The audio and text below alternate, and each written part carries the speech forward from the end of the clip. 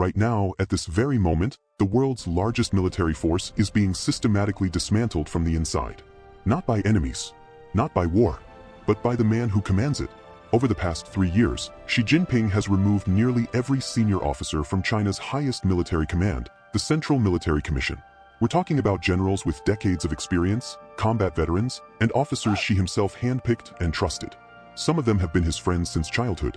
And here's the terrifying part. One of them is now accused of leaking China's nuclear secrets to the United States. Stay with me, because what's happening behind closed doors in Beijing right now could reshape global power for decades to come. To understand why this matters, you first need to know where real power lives in China's military system. Forget what you know about Western democracies with their checks and balances. In China, there's one institution that controls everything military, the Central Military Commission, or CMC. This isn't some advisory board. This is the ultimate command authority over strategy, operations, weapons, promotions, everything. Whoever controls the CMC controls the gun. Mao Zedong, the founder of modern China, once said that political power grows out of the barrel of a gun. That principle never disappeared. The Communist Party doesn't command the military through laws or constitutions. It commands through loyalty, personal authority, and ruthless control. Until recently, the CMC was composed of 7 senior commanders, men with extensive operational experience, deep networks of influence, and real power. These weren't just soldiers following orders. They were power brokers who could shape decisions, challenge strategies, and influence the direction of China's armed forces. Today, almost all of them are gone. Let's start with the man who was effectively China's second most powerful military officer, General Zhang Youxia. Zhang wasn't just any general. He was a combat veteran who fought in China's last major war, the brutal conflict with Vietnam that began in 1979. While most of China's current military leaders have never seen real combat, Zhang had. He knew what war actually looked like. His career placed him at the center of China's military modernization. He later headed the Equipment Development Department, the agency responsible for weapons procurement, one of the most powerful positions in the entire system. Control this department, and you control billions in contracts, cutting-edge technology, and strategic priorities. You decide who gets promoted, who gets wealthy, and which capabilities China prioritizes. But here's what made his downfall truly shocking: his personal relationship with Xi Jinping. Their families had known each other for decades. Both were princelings, sons of revolutionary generals who fought alongside Mao to create the People's Republic. In elite Chinese politics, this shared lineage creates bonds that typically outlast political storms. Xi reportedly viewed Zhang as one of the most capable military strategists in the system. He was so valuable that retirement norms were quietly extended to keep him in place well beyond the usual age limits. This wasn't a man being phased out. This was a man Xi relied upon. And then, in January 2026, he was gone. The official announcement used a phrase familiar to anyone who follows Chinese politics: serious violations of discipline and law. These words are intentionally vague. They can mean corruption, disloyalty, abuse of power, or internal conflict. The phrase rarely tells you what actually happened. Instead, it signals one thing: the person has fallen irreversibly out of favor. But wait, it gets worse. According to reports from the Wall Street Journal, Zhang wasn't just purged for corruption. During a closed-door briefing with China's highest-ranking officers, military security leadership revealed something far more explosive. Zhang is suspected of leaking technical information about China's nuclear weapons program to the United States. Let that sink in. China's second-ranking military officer, a childhood friend of Xi Jinping, accused of passing nuclear secrets to Beijing's greatest adversary. The evidence allegedly came from Gu Jun, the former head of China National Nuclear Corporation, the state-owned company overseeing both civilian and military nuclear programs. Gu himself is now under investigation, and his testimony reportedly linked Zhang to a security breach within China's most sensitive sector. If these allegations are true, this would be one of the most catastrophic security failures in modern Chinese history. Even the suspicion of such a breach demands an extreme response. Now, you might be thinking, one general getting purged, that's bad, but is it really that big of a deal? Here's why you should be worried. Zhang wasn't the only one. Just days after Zhang's removal, another critical figure was taken down: General Liu Zhenli, Chief of Staff of the Joint Staff Department. Liu's role was different but equally vital.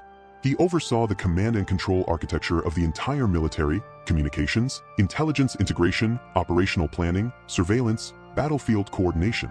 In modern warfare, these systems matter as much as missiles or aircraft carriers. You can have the most advanced weapons in the world, but if your command systems fail, you lose. Removing the official responsible for those systems isn't a routine decision. It's a strategic earthquake. Together, these two dismissals left the Central Military Commission, the body that controls the world's largest military, with only a fraction of its original membership actively functioning. In practical terms, China's military apex has been reduced to an extremely narrow circle dominated almost entirely by Xi Jinping himself and one remaining officer, General Jiang Xingmin, a career political officer who previously served as the military's top anti-corruption investigator. Think about that. The man now helping Xi run the entire Chinese military is the same person who's been investigating everyone else for corruption. That's not a coincidence. But the purge didn't start in 2026. It's been building for years.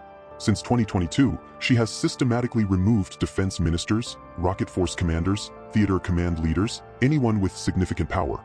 In October 2025 alone, 9 senior officers were expelled from the Communist Party, including General He Weidong, a CMC vice chairman, Admiral Miao Hua, director of the Political Work Department, General Lin Xiangyang, commander of the Eastern Theater Command, the general responsible for Taiwan, and General Wang Houbin, commander of the Rocket Force, which controls China's nuclear arsenal. When you look at the full scale, it's staggering. According to military analysts, Xi Jinping has now purged more senior officers at the highest ranks than even Mao Zedong did. The Central Military Commission, once the cornerstone of China's military modernization, is now at its smallest size in modern history. So why is this happening? The official explanation is corruption. And yes, corruption has been a persistent problem in China's military. Selling ranks, accepting bribes, diverting funds, these issues are real. But corruption alone doesn't explain the severity, the timing, or the targets of these purges.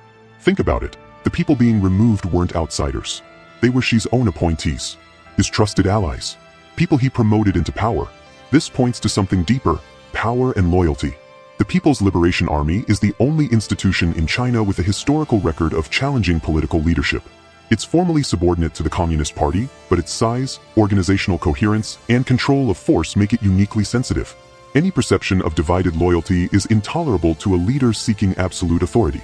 Reports suggest that investigations uncovered evidence of faction building within the armed forces. This doesn't necessarily mean plotting a coup. In the Chinese system, even informal networks of patronage can be perceived as threats if they appear to operate independently of the top leader's control. In Xi's world, even a trusted ally becomes dangerous if he accumulates too much influence. There's also evidence that some of these officers disagreed with Xi on key strategic decisions, particularly regarding Taiwan. According to sources cited by military analysts, both Zhang Youxia and Lu Zhenli were accused of severely trampling and disrupting the chairman responsibility system, basically undermining Xi's absolute authority over military decisions.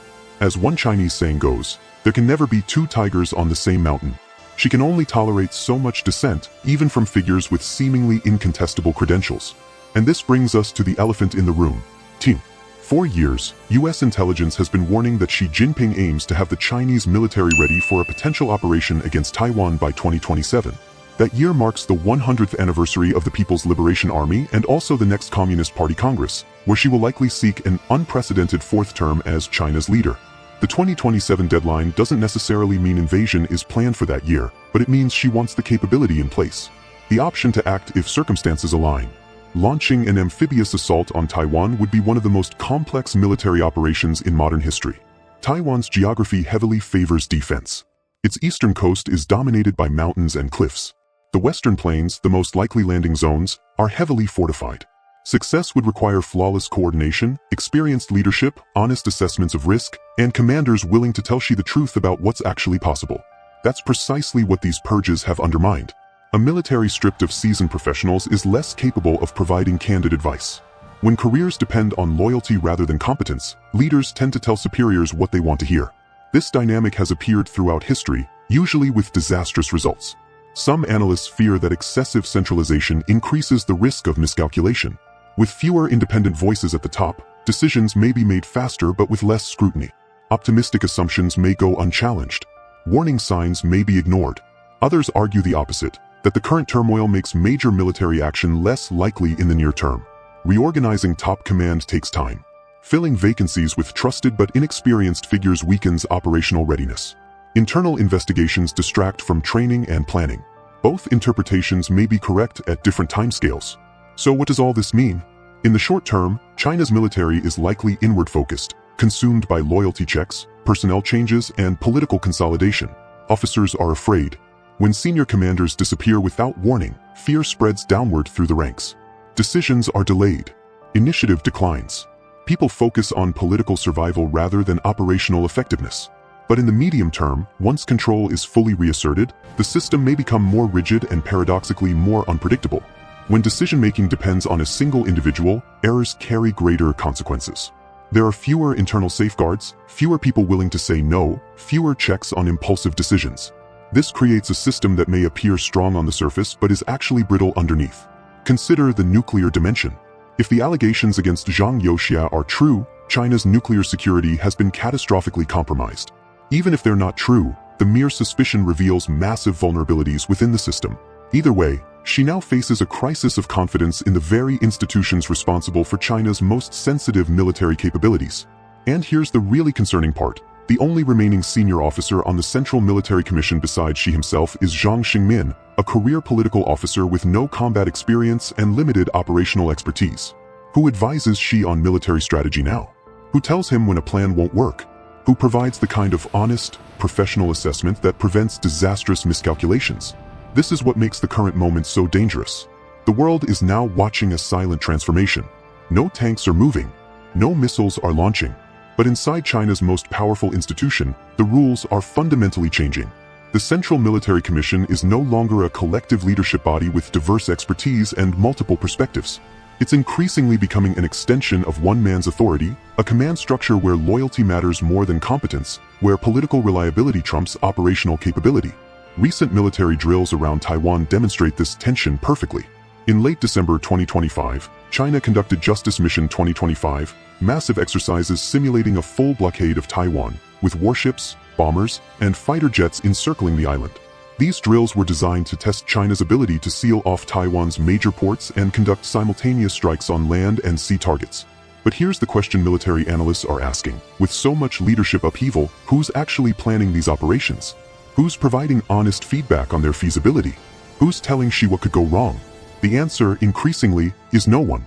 Remember at the beginning when I told you this was about more than just a few generals getting fired? Here's why this matters to everyone everywhere. What's happening in Beijing right now is creating a more centralized, more isolated, and potentially more unpredictable decision-making structure at the top of the world's largest military. A military that's actively preparing for potential conflict over Taiwan. A military that controls one of the world's largest nuclear arsenals. A military that, if it moves, could trigger a confrontation between superpowers that would reshape the entire global order. The purges may solve Xi's loyalty problem. They may root out corruption. They may consolidate his power. But they also create new risks that come from putting all military authority into the hands of one person, surrounded by people too afraid to tell him the truth. In geopolitics, moments of quiet reorganization are often more consequential than moments of open conflict. What looks like strength on the surface can conceal dangerous fragility underneath. The question isn't simply what China will do next. It's how decisions will be made when they are made. And right now, that decision-making structure has never been more concentrated, more isolated, or more uncertain. That uncertainty, more than any headline, more than any military drill, more than any diplomatic statement, is what should keep us all paying attention. If this analysis opened your eyes to what's really happening behind the scenes in China, hit that like button and subscribe, because geopolitics isn't just about what happens. It's about understanding why it happens and what comes next. And if you want to go deeper, check out my next video where I'll break down exactly what a Taiwan conflict would actually look like, the military realities, the economic consequences, and why it might not happen the way most people think. The world's changing fast. Let's understand it together.